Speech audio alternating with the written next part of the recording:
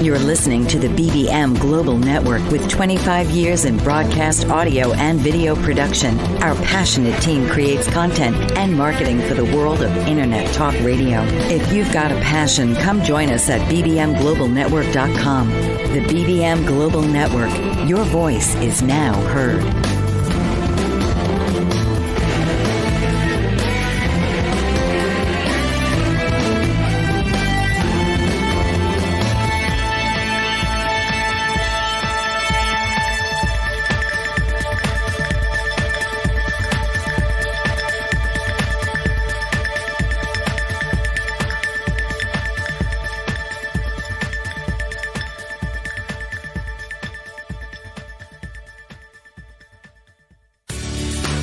Welcome to MD for Moms with your host, Dr. Carly Snyder. Reproductive psychiatry, integrative medicine, or just someone to talk to. Dr. Carly is here to provide moms with personal solutions so they may experience physical and emotional well-being and find joy in motherhood. Please welcome the host of MD for Moms, Dr. Carly Snyder. Welcome. You are listening to MD for Moms on the BBM Global Network and iHeartRadio and TuneIn Radio.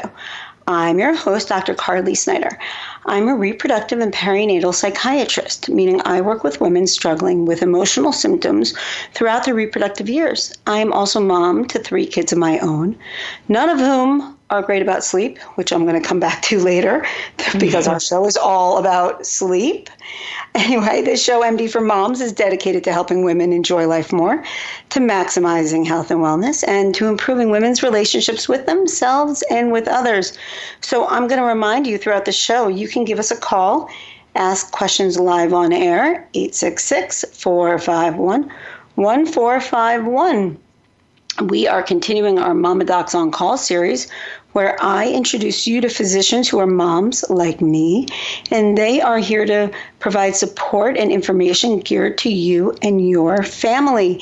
And we are welcoming Dr. Nilong Vyas, who is a board-certified pediatrician and a sleep coach. And she is going to tell us about healthy childhood sleep, really how to get your kid to sleep, stay asleep, nap during the day, all these things that we all really want, right? And the irony and the funniest thing to me is if you looked on my blog this week, I wrote the wrong date for our show.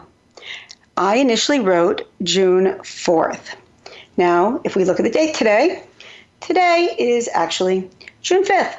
Why did I do that? Because as I was writing our blog, my youngest daughter was being put to bed by my husband.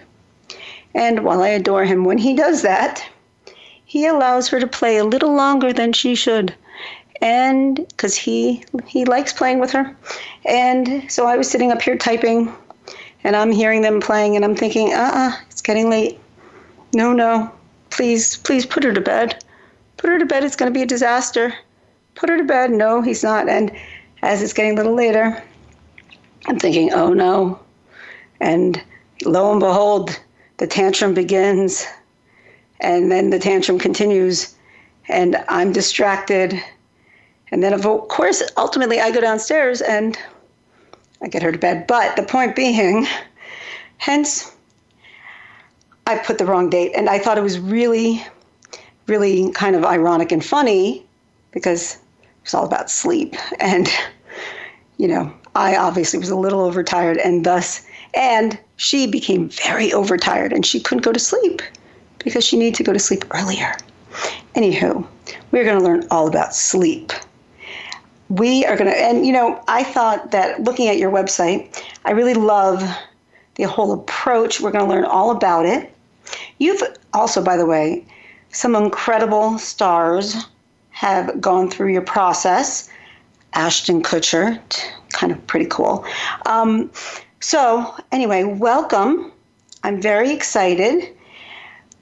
Maybe let's start. What exactly do you do? Oh, thank you. I didn't realize I was on live yet. You're live. Okay. Well, hello.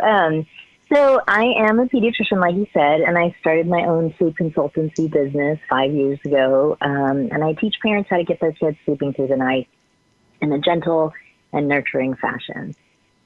So in a nutshell, that's what I'm trying to do, to promote healthy habits and good sleep for infants all the way up to teens. And how'd you get interested in sleep? I mean, pediatrics, when you're in residency, how much do they teach you about sleep? Not a whole lot. And so when I had my own kids, is kind of how I started getting into this, is, being a mom and a pediatrician. And I thought, when I have kids, I'm going to be, superstar at this, because I went through med school and I am a pediatrician and I'm a woman and I grew up babysitting and I know all the things to do. And once you have that baby, you realize pretty quickly that, one, even though you have the knowledge base, it's just a lot more difficult when it's your own child. And when my oldest started having difficulties with sleep and I started going back to all the things I learned in med school and residency, I was like, there isn't quite enough there. And so I started doing a lot more research on my own and talking to other parents and other physicians, and found out quickly that there's a lot of contradictory information, and it's hard to know what the right thing to do is. Some books will say, and articles or journals will say, feed the child on demand, and others will say feed on a schedule. Some would say you should co-sleep because that creates good bonds and it's good for the mother and the child. And others say if you co-sleep, your baby will die. It's hard to know what's the middle ground here. Like, what's the right thing to do? And so in my research, I decided to stick with what my beliefs were and what my knowledge base was, and kind of approached the research in a scientific fashion and said, okay, this is what I can get behind, this not so much, and started formulating a plan that spoke to me and started putting that into practice with my child, and things started working well. He started eating better, sleeping better, and was just in a generally happier mood. And so I was like, all right, maybe there is something to this. And I started teaching friends and family. And when the process started working for them, I was like, all right, maybe there is something to this. And then I had my second son, and he was a little more difficult in the sense that he was just, fussy when being held, fussy when put down, fussy with eating, fussy not eating, just fussy all the time. And so I started putting the same sort of practices into place with him, and it started working for him. And so then that's when I got the confidence to start teaching my patients at work. And I started doing consults on my lunch break. And then when they were successful, I decided to sort of see how it would pan out doing it full time. And it's been 5 years now, and I've been pretty successful. So I really stand behind this process. And what is your process?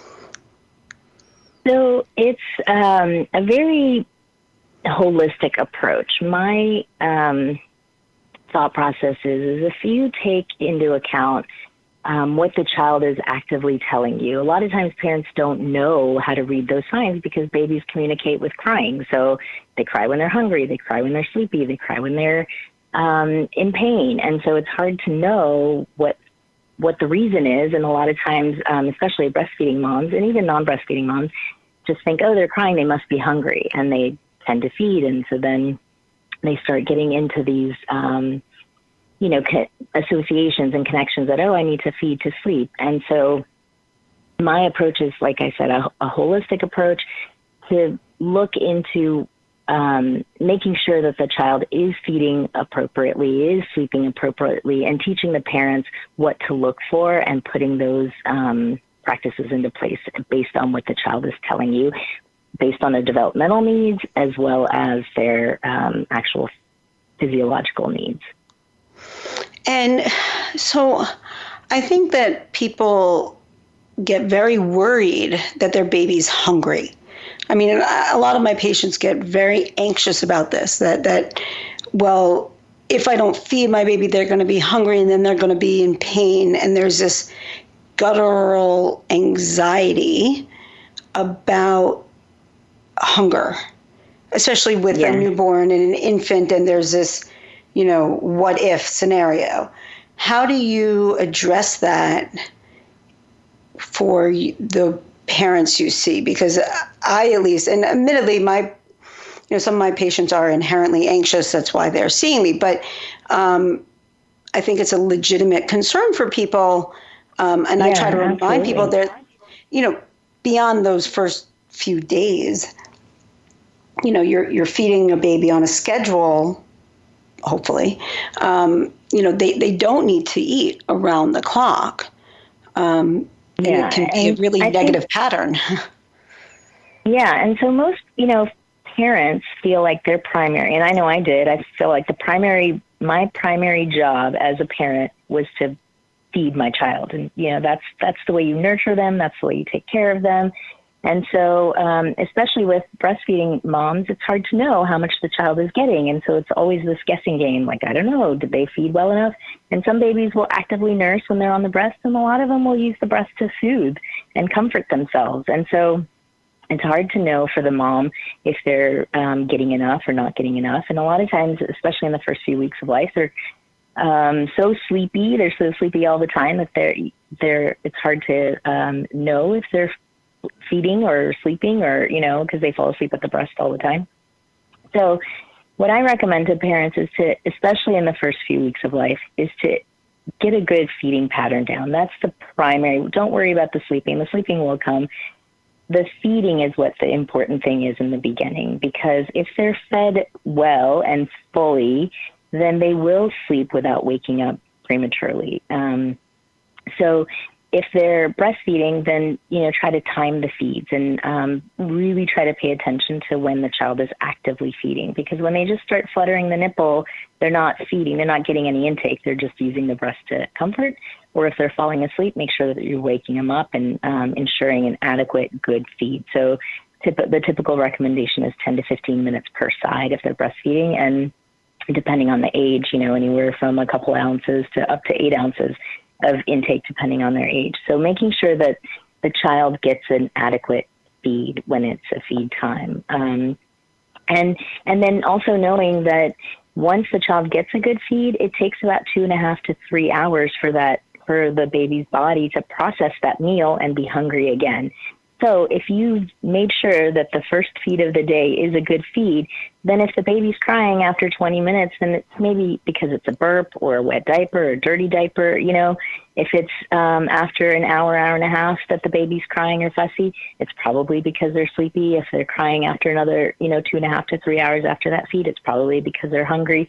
So if the parent can sort of base the feeding on that type of schedule and ensuring that good feed so that you're not always like behind the, kind of off track, then they can ensure that they're not feeding the child when they're not hungry, or putting the child to sleep when they're not sleepy, or feeding the child when they're sleepy. And that's a lot of times what happens is the mom's like, I don't know if they got enough breast milk, and now they're fussing, so they must be hungry.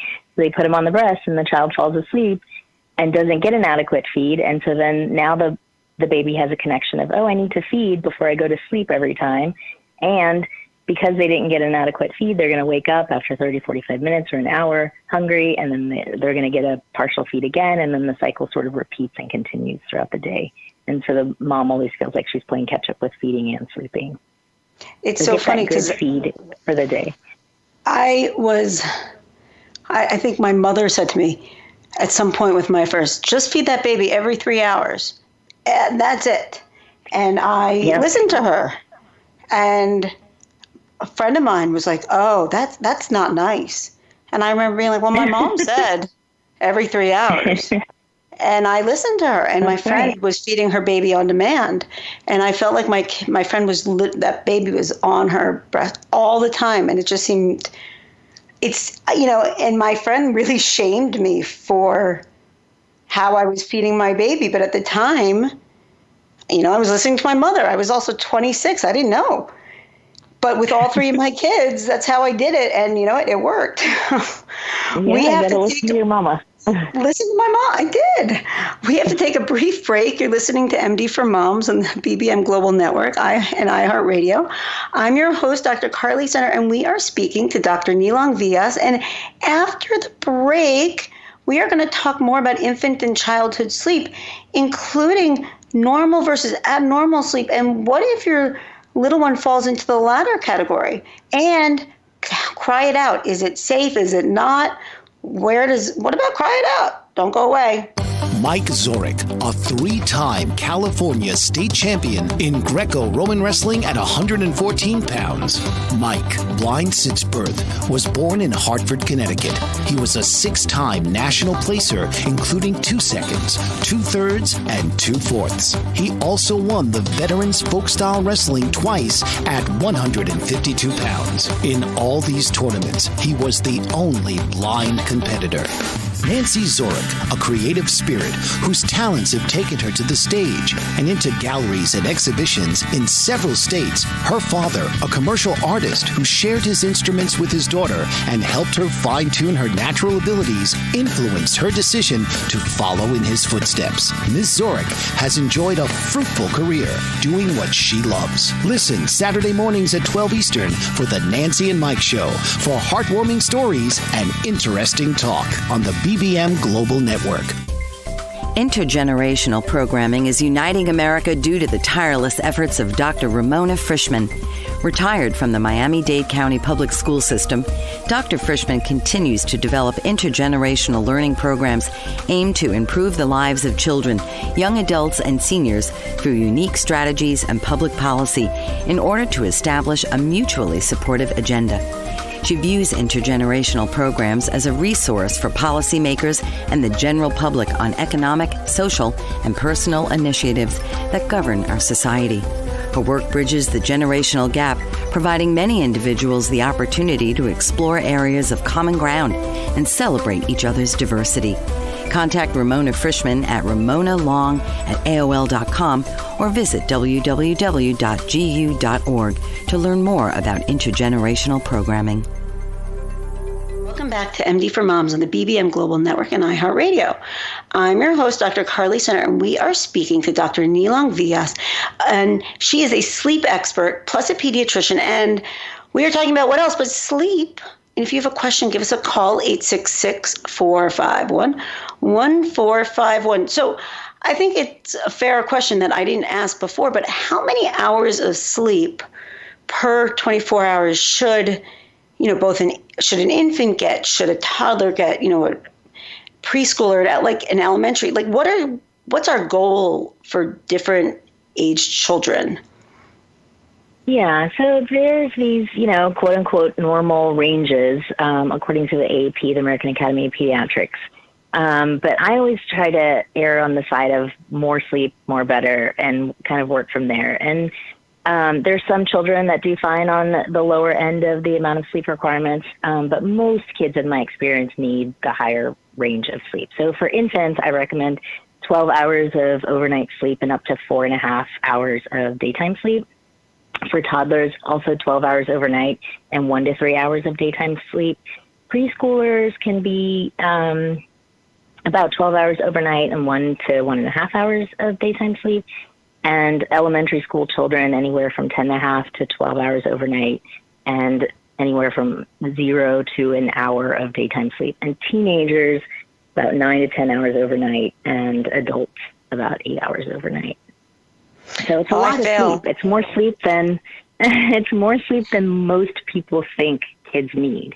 And the difficult part is that, I feel like in our society, sleep is seen as a sign of weakness. Like how many times have you heard a parent like, oh, yeah, I've got to take a kid home to take a nap or whatever. And the other parent's like, well, what do you need to do that for? Let's just stay out a little bit longer, or, let's go to this class or event or activity.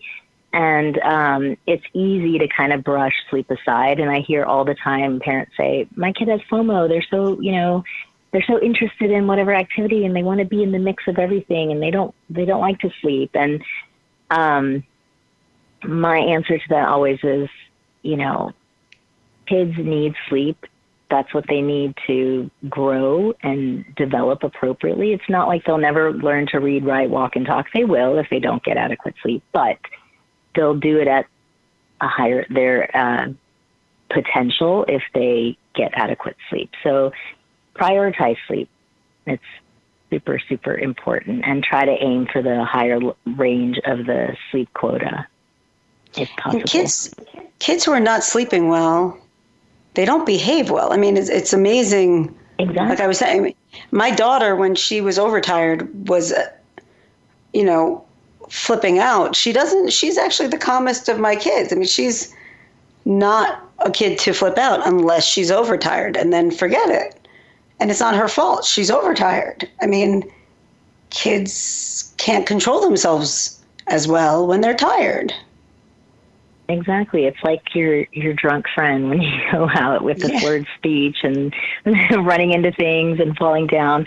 That's what happens to kids when they're, not getting adequate sleep. And sometimes you can see those effects, after just one night of poor sleep, and sometimes you see it after it's a cumulative effect after multiple nights of inadequate sleep. And most kids will be cranky the next day, or misbehave, or not listen as well, act out, or eat poorly, which all kind of leads to this downward spiral of frustrated parents and then frustrated kids. And the fix is typically just, putting them to bed a little bit earlier, or ensuring that they get adequate sleep, putting them down for a nap when they normally wouldn't nap, it's beneficial for them, because a lot of times kids can have difficulty concentrating as well with older aged kids that are in school, secondary to not getting enough sleep. Now, I want to make sure, excuse me, that we get into this, because I think a huge source of stress and a lot of controversy, if you go on Facebook, people have very strong opinions on the notion of cry it out. You go from, I think there's a lot of evidence suggesting that it is not deleterious to children's emotional and mental health. But if you look online, people will suggest otherwise very, very strongly, that it harms, that kids will feel emotionally detached and that people aren't taking care of them, et cetera. How do you, I obviously just gave away my feeling on it, but what's your feeling on cry it out? I will say I kind of believe in a gentle cry it out. I don't know whether you need to leave your kid for the whole, leave your kid for the night, say sayonara, but, kind of a graded approach to it. Yeah, I definitely agree with that. I don't typically recommend a cry it out approach unless it's the absolute last resort after all other approaches are tried first. And even at that point, it's a very modified process. So I think that most families do cry it out because they've heard it works, or they do it because out of desperation. They're like, I'm just going to, I'm fed up. I can't do this anymore. And so that they try it. And a lot of times it backfires because they haven't set the proper foundation. And that's what my approach is to set that proper foundation, making sure the child is eating well, making sure that they're caught up on sleep and that they're not overtired. And those associations of feeding the child to sleep or rocking them to sleep or holding them to sleep are gradually worked away and eliminated. And when all that is in place and that foundation has been laid, a lot of times kids just start sleeping through the night and napping independently. And there isn't a need for a cry it out approach because the needs of the child are being met. If after doing all of that stuff, there isn't success, then there is a place for, like I said, a modified cry it out approach. But it is never the first line response for me. And I think even the big proponents of cry it out, at this point, the books don't suggest closing the door and walking away. No. I think I'm forgetting the name of the guy who first Ferber. had that. Yeah, Ferber's book. Yeah. It had a whole schedule. You walk in. It was a long time ago, but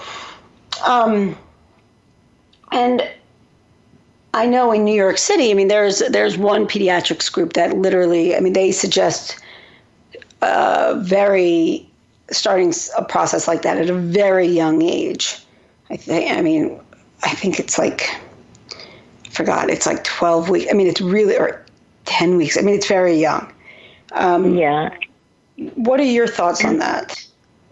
I feel like no approach is necessary if, from the get-go, like once the baby is born, I'd usually tell parents, like, give yourself a couple weeks, up to 4 weeks to kind of figure the baby out, have the baby figure you out, have the mom heal from the C-section birth, figure out breastfeeding, sort, kind of get into a rhythm or a groove, and then start working on forming good sleep habits and feeding habits. And if that's done and, the moms know what to look for and to follow the cues when the baby's hungry or when the baby's sleepy, then they start falling into those patterns independently and successfully from the get-go, so there isn't any need for any kind of cry it out or undoing any bad habits. If you don't allow those habits to form, then there isn't anything to undo. So I think a lot of times what happens, these habits develop, unexpectedly and not because of any fault of the parent, and I tell parents all the time too, like,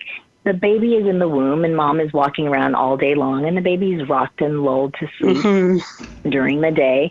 And then at night when you're laying down, that's when you notice the baby moving. And so they sort of are born with this expectation that you sleep during the day and you're rocked to sleep and then you're awake at night, so they come out with this expectation right from the get-go. And so when moms have the baby and they start rocking them and it works and they're like, oh, okay, well, I was able to rock the baby and they went to sleep and this is great. And then I laid them down in the crib and they went to sleep. This is awesome.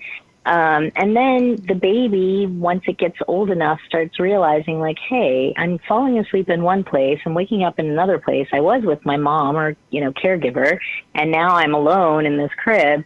And so they start taking a little longer and it gets harder for them to be rocked to sleep.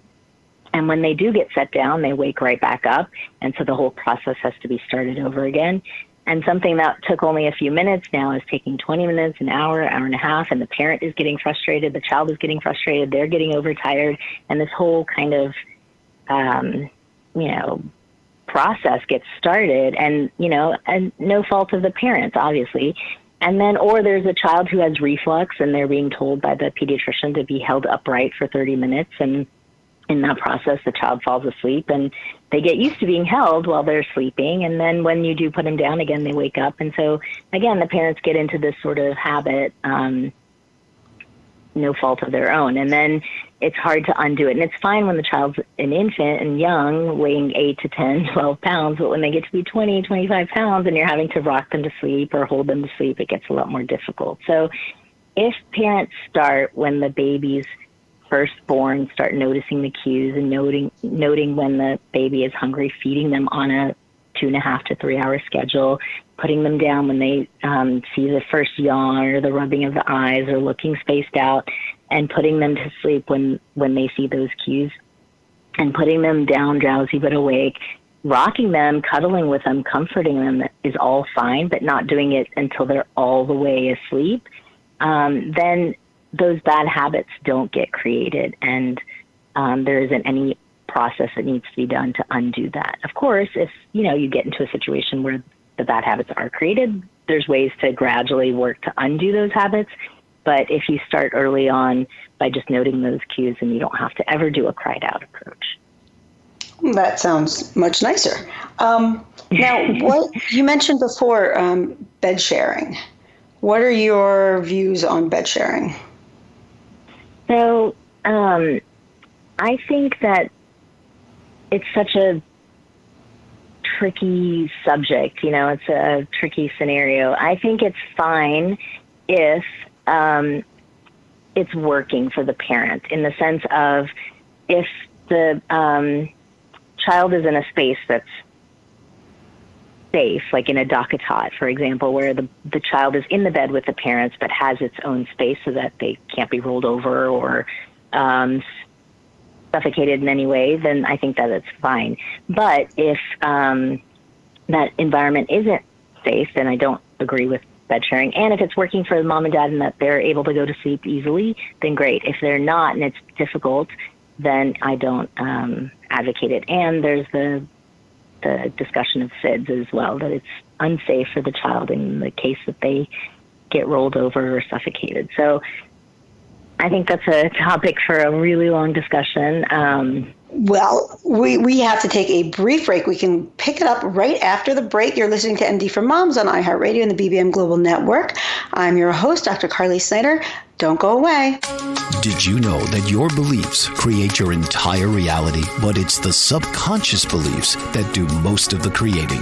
Belief shifter and life coach Shiraz can help you identify those limiting beliefs and eliminate them, often in a single session. Like it was almost instant, like I had relief right away. Creating better health, relationships, careers, and finances. Let Shiraz help you step out of safety and into awareness. Definitely something's happening. It's like a flow inside. It feels good. Whether in person or online, Shiraz provides personal coaching, belief shifting. Visit Shiraz at energeticmagic.com or call 416-529-7429. Energetic Magic on the BBM Global Network, Tuesdays at 7 p.m. Eastern. Find your greater happiness. Be well.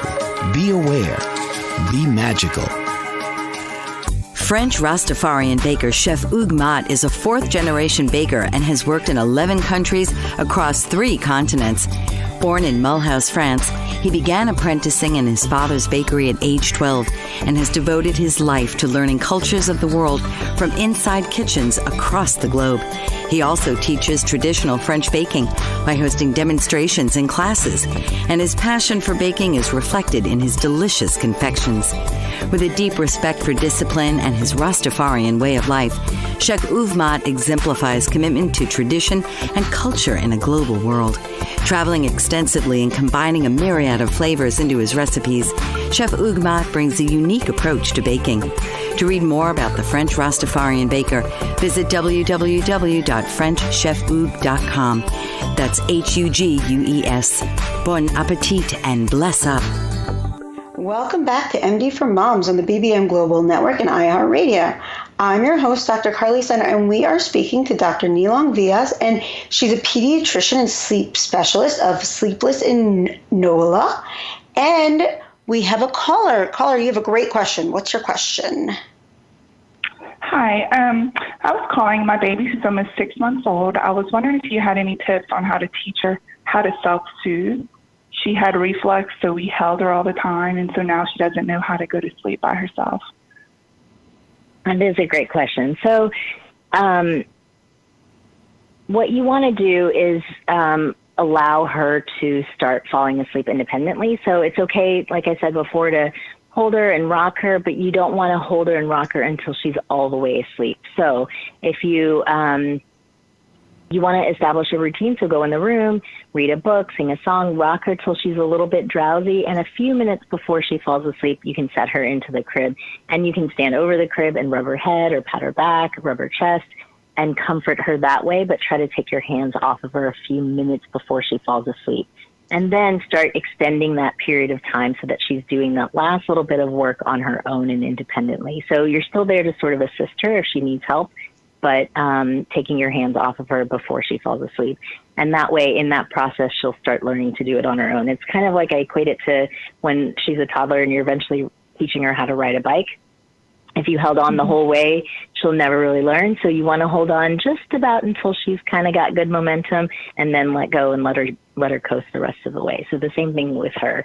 You can pat her, rub her, and help her almost get to sleep, and then let her do the last little bit on her own. Okay, well, thank you. Now, she does, like, scream, the minute I put her in her crib. So what you can do is, you can either pick her back up and comfort her and rock her a little bit longer, but try to put her down before she falls asleep. Because if she falls asleep on you and then you put her in the crib, she's going to wake up and you're going to have to start the whole process again, most likely. So try to get her in the crib when she's in that kind of droopy, drowsy phase, and take your hands off of her a few minutes before she falls asleep. You can also have her, if she's sitting up by now, have her practice with pacifiers during the day. Just practice putting them into her mouth and litter the crib with pacifiers, and so that when she does wake up, she can kind of roll around and grab a pacifier and help soothe herself back to sleep. Because it's okay for her to have a suck to sleep association at this age. We just don't want that association to be, on a bottle or the breast, but sucking on a pacifier is perfectly fine. Okay, well, thank you so much. I appreciate it. You're welcome. Good luck. Good luck. That's always the worst, right? When you feel like, oh, the baby's about to be asleep. You put the baby down, you're inching out the door, and then it's like all hell breaks loose.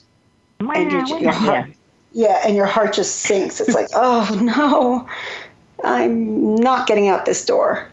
We've all been there. Yeah, that's why it's best to, have them fall asleep, even if it's for like a minute without ear assistance, and then, increasing it to longer and longer stretches so that they can practice doing that portion of it on their own. And once they know how to put themselves to sleep, they can put themselves to sleep with any wake up, over the course of the night. Or if the lawnmower goes on outside, and it wakes them up, they can put themselves back to sleep once they know how to do it. And I do think it's so important to remember they do get older and they will get through this. I mean, it sounds silly to say, but in the moment, it feels like it will never happen.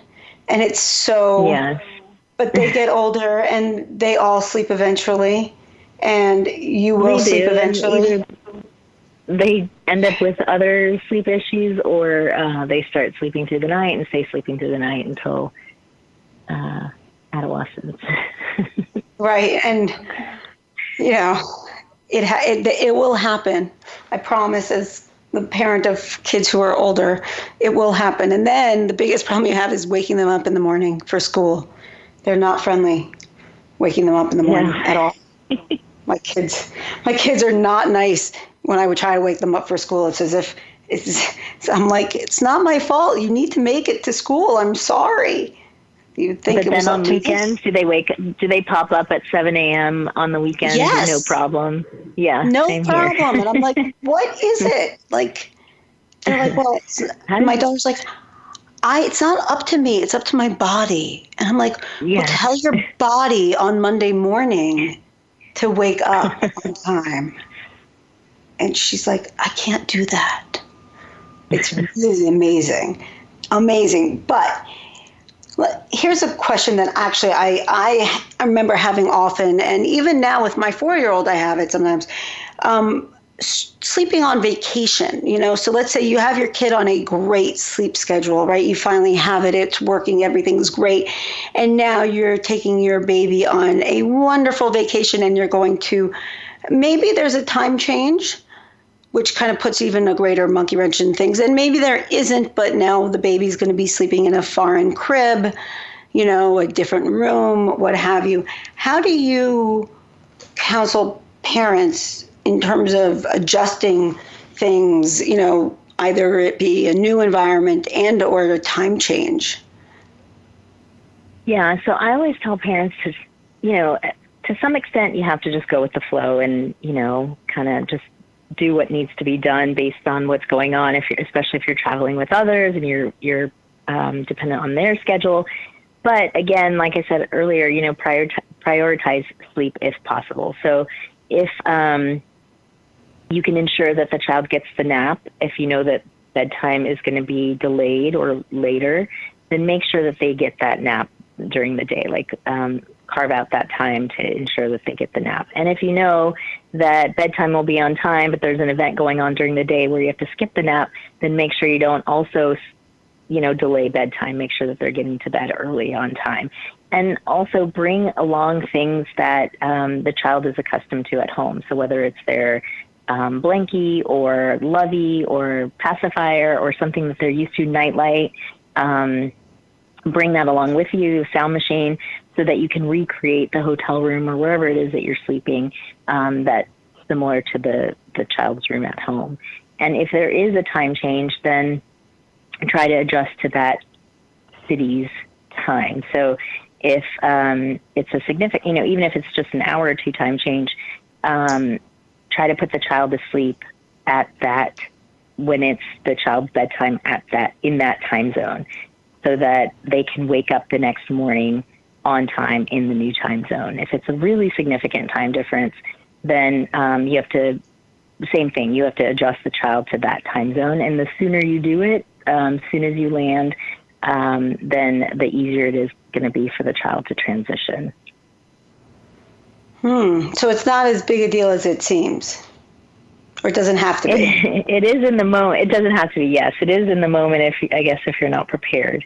But if you, like I said, if the parent says, you know what, I'd rather, I'll stay home with the child so that they can nap, and you take the older children out to do this activity, the infant or toddler is going to be in a much better mood and happier and easier to get along with and be with if they're well rested. And they'll have a lot more fun as well if they're well rested. So a lot of times, like if parents are taking a vacation to Disney World, for example, they're like, oh, we can't miss the rides for the nap, but take that break, take the nap, because everyone will be a lot happier if you do that. That makes a lot of sense. Your child can have fun. Yeah. Yeah. Not at all. Now, another question that I remember having are night terrors. What are they? Should people freak out about them? Are they normal? So, of course, there may be medical reasons, but the majority of the time that children are having night terrors is because they're overtired and they're not getting enough adequate sleep. So the easiest way to fix that is to get the child sleeping earlier in the day. And if they're not napping, a lot of parents are like, oh, my 18-month-old stopped napping, or when they should still be taking about 2 naps a day. So if that's the case and they've stopped napping, or they've dropped down to only 1 nap when they're taking 2 naps and should be taking 2 naps, and then the night terrors sort of show up, then I would go back to offering a second nap during the day. Or if the child's no longer napping and the night terrors show up, then and you've noticed, they don't go to bed till 9 or 9:30, sometimes 10, then move that bedtime up to 7 p.m. Not all in one night, in 15, 30-minute increments, but getting the child to sleep earlier will most often eliminate the night terrors. You know what I found what you can do, especially because with most of the time with night terrors, they're happening around the same time every night. If the parent can just rouse the child, like if it's happening at midnight every night, if the parents can rouse the child just a little bit, about 11:30, 11:45, before they go into that night terror, and wake them a little bit, it disrupts the sleep cycle, and they go into another sleep cycle, and most of the time eliminates the night terror as well. But the primary thing I would do is just get them more sleep, and if the night terror is still an issue, I would try that next. I don't know where I saw it. I think it was some pediatrics, like some child and adolescent psychiatry thing. My son had 1 or 2 night terrors, and it said something about checking if a child had to pee before they went to bed, if they peed enough. But basically the notion being that a night terror can in part be because they are ever so slightly, basically something's bothering them. Basically, they could be somewhat, So if their bladder is slightly full, if they're uncomfortable, then they can have, kind of an irritation, so to speak. So making sure that your child doesn't drink too much at night, making sure that they go and go to the bathroom right before bed, etc. So we tried that. Worked like a charm. Never had a night terror again. Does it, is that, and it was amazing. And it turned out that he had a thing of seltzer in his room and was drinking more. And when we got rid of the seltzer, he stopped having night terrors. It was really very much cause and effect. Yeah. And from a physiologic standpoint, it makes sense, in terms of a REM cycle, that he was very, he was uncomfortable. And so for what it's worth, it's something to think about. We are going to take a brief break. You're listening to MD for Moms on iHeartRadio and the BBM Global Network.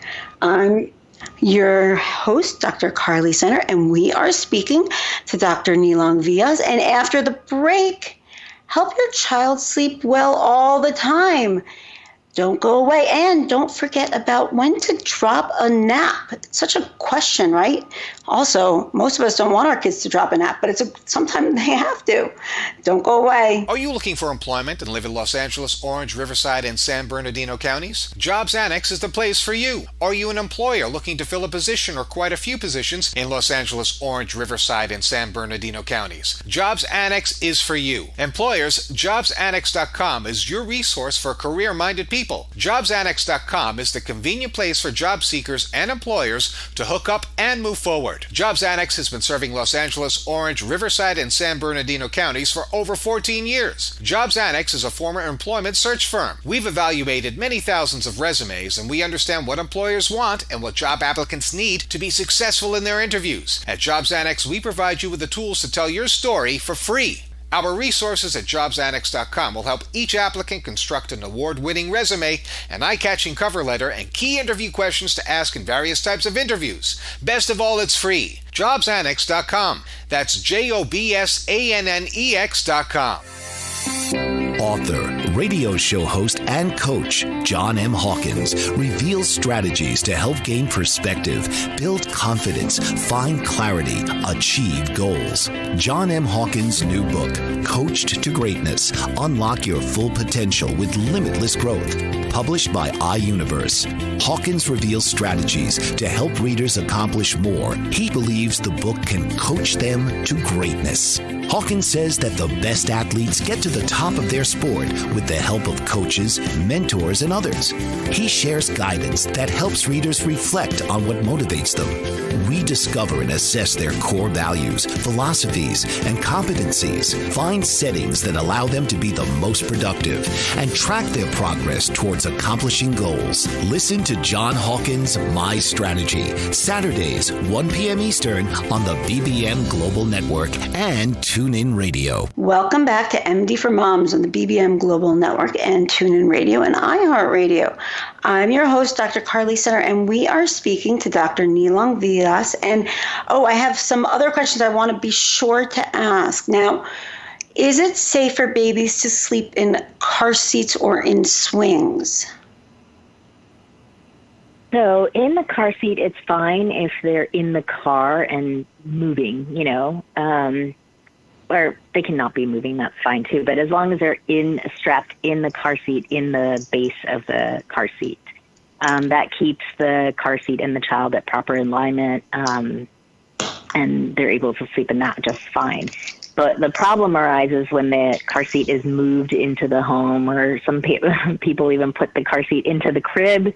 But in that scenario, the car seat is no longer in the proper position, and the child's head can flop forward and potentially cut off the airway. So it's not recommended to keep the baby in the car seat when they're not strapped into the car seat base. If the car seat straps into like a stroller base, that's fine, but don't just put the car seat on the floor and have the child sleeping there. It's better to transfer them into the crib once you get into the house, or stay in the car, to complete that nap.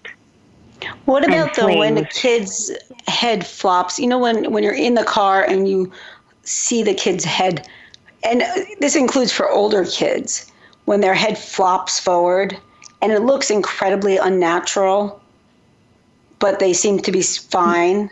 Is that okay?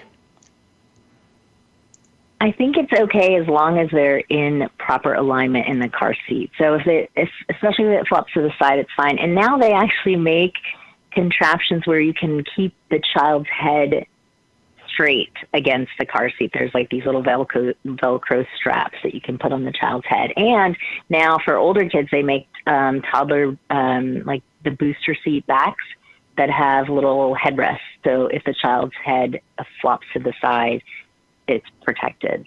But if it flops too much forward, that would be a little worrisome even in a car seat for me. So if it means pulling over and kind of putting their head back in position would be my recommendation. And for the swing, because I know sometimes people put kids in the swing at night. The swing is fine in the first few weeks of life.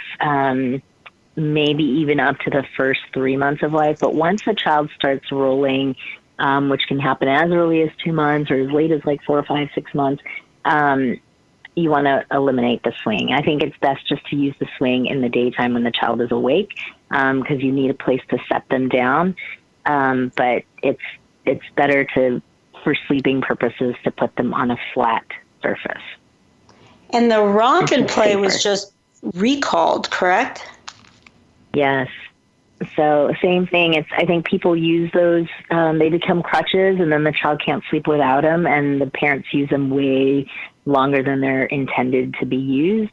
And it puts the child at risk, especially once the child is rolling and moving more. They tend to like shimmy down and get caught in the straps, or parents forget to buckle the straps, and kids roll out or fall out, or get entangled since the straps are loose. So it's just best to always put a child on a flat surface in a crib without anything in there,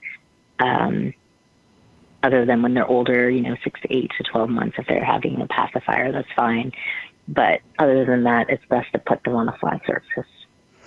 And I have to say, I was pretty horrified. I have to say, when I was doing my blog post for this show, I was looking for, stock photos. And the number of photos where there were babies on their bellies with pillows and, various blankets and stuff down, like all this crap in the crib. It was just sort of astounding, right? So just for anyone listening, your baby should be on their back with nothing in the crib, no blanket, no nothing. Put the baby, you can swaddle a baby. They don't need nothing. Yes. They don't need pillows. They don't need blankets. I typically don't even recommend blankets until they're closer to 3 years of age. They don't need pillows. They don't need anything. Just the sleep sack or their sleep suit, and like I said, the pacifier if they're using it. And no bumpers. And that's it. No bumpers, no wedges. Like, keep it simple and safe. Stuffed animals, yes. Because, you see all those images of the beautiful cribs with all the blankets and quilts and stuffed animals.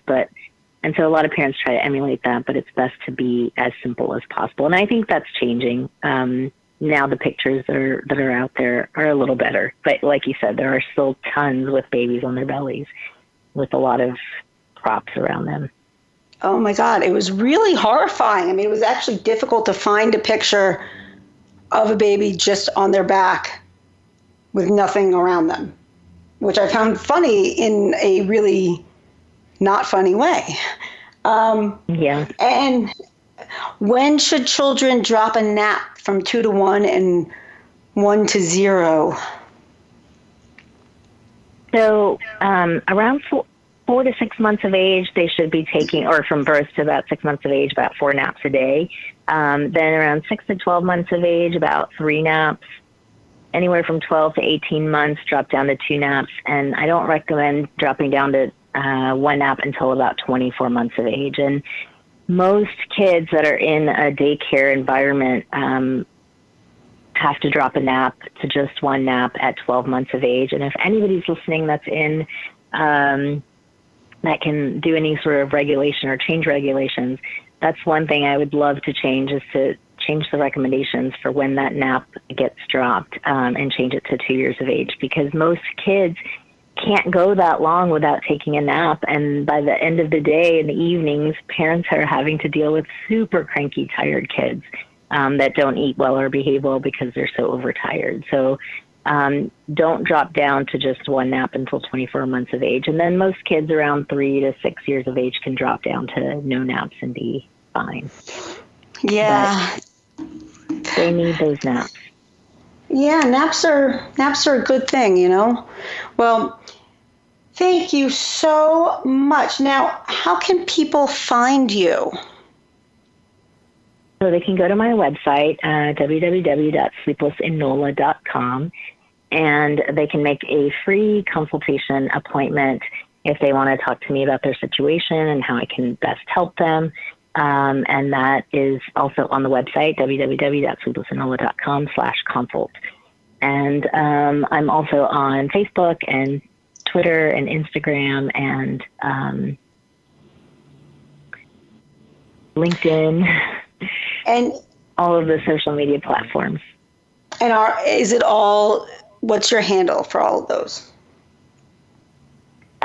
Sleepless and NOLA for Facebook, Sleepless NOLA MD for Twitter, and Instagram is Sleepless and NOLA. Excellent. So follow, and go to the website. And all of those are available on the website as well. You can click through all the social media links if you forget. Awesome. Well, this has been so helpful. I learned a lot. I'm sure our listeners learned a lot. And I'm sure you'll get more questions because God knows sleep is a big thing. We all need more sleep. It is a big I need thing. more sleep. Yeah. I'm sure my kids would benefit from more sleep too. Yes. The primary thing that I'd like to tell all the listeners is to just prioritize sleep for your children and babies all the way up to teens.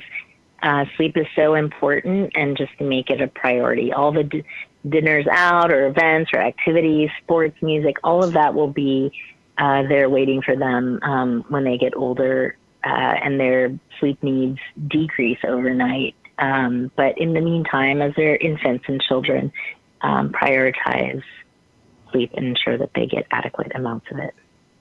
Well, thank you so much, Dr. Nilong Vyas, and thank you to our listeners. Remember, if you missed any of this show, you can always download it as a podcast on iTunes along with prior episodes. Thank you also to our listeners for joining us today. Remember, you can tune in every Wednesday at 1 p.m. Eastern on iHeartRadio and TuneIn Radio or boldbravemedia.com/MD-4-moms. This has been an episode of MD for Moms on the BBM Global Network, iHeartRadio, and TuneIn Radio. I'm your host, Dr. Carly Snyder. Till next time, be well, enjoy life, and thanks for listening. You've been listening to MD for Moms with your host, Dr. Carly Snyder. Please join us each and every week for answers to the many challenging issues moms face today on the next episode of Dr. Carly's MD for Moms.